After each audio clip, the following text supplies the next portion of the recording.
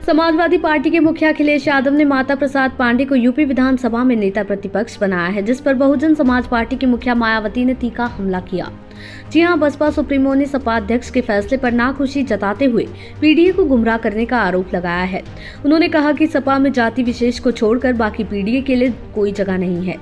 Baspa supremo ने x पर लिखा, सपा मुखिया ने लोकसभा आम चुनाव में खासकर संविधान बचाने की आड़ में यहां पीडीए को गुमराह करके उनका वोट तो जरूर ले लिया, लेकिन यूपी विधानसभा में प्रतिपक्ष का नेता बनाने में जो इनकी उपेक्षा की गई, ये भी सोचने की बात है।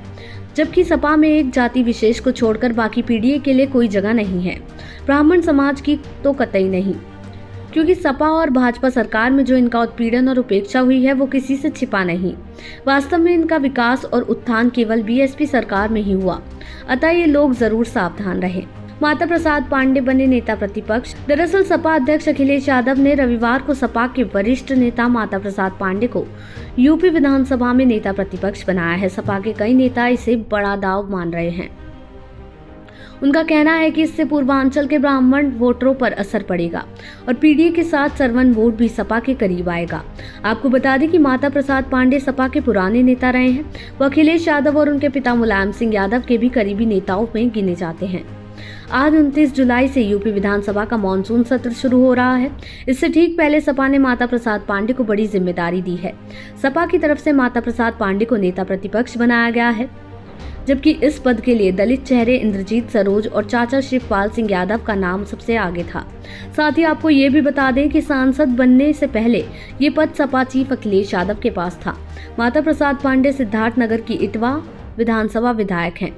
राहुल अखिलेश सस्ती लोकप्रियता के लिए दिखावा कर रहे हैं। बीजेपी नेता दिनेश प्रताप सिंह ने भी उन पर तंज कसा।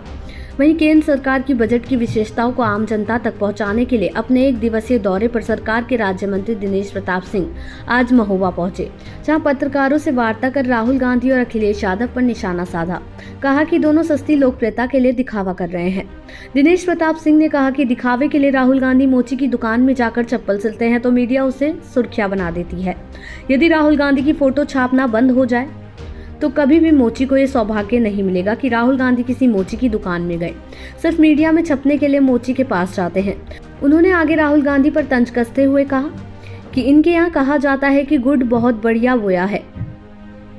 जनेऊ कुर्ते के ऊपर पहनते हैं और आरती उल्टी करते हैं। जिन्हें भारतीय संस्कार और संस्कृति की जानकारी नहीं है, वो आज हमारे उत्तर प्रदेश की मोची के बारे में सोच रहे हैं। भगवान उन्हें सद्बुद्धि दे रहे हैं। योगी और मोदी के राज में उन्हें सद्बुद्धि आ रही है। केंद्र सरकार के बजट की विशेषताओं को आम जनता तक पहुंचाने के लिए यूपी के उद्यान, कृषि विपणन, कृषि विदेश व्यापार और कृषि निर्यात राज्य मंत्री दिनेश प्रताप सिंह महोबा पहुंचे।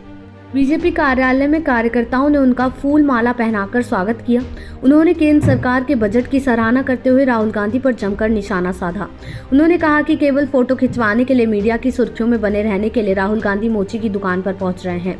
आपको बता दें कि उद्यान मंत्री ने सपा के राष्ट्रीय अध्यक्ष अखिलेश यादव पर हमला बोलते हुए कहा कि अखिलेश यादव की तरफ से जो भी सवाल उठाए जा रहे हैं वो सस्ती लोकप्रियता पाने के लिए किए जा रहे हैं।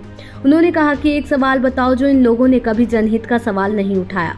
इनके सवालों का जनहित और विकास के विषयों से कोई ताल्लुक नहीं है। केवल ऐसा सवाल उठा रहे हैं कि हम मीडिया की सुर्खियों में आ जाएं और देश दुनिया में हमारा चेहरा दिखता रहे। अखिलेश यादव का सस्ती लोकप्रियता के अलावा और कोई आशय नहीं है।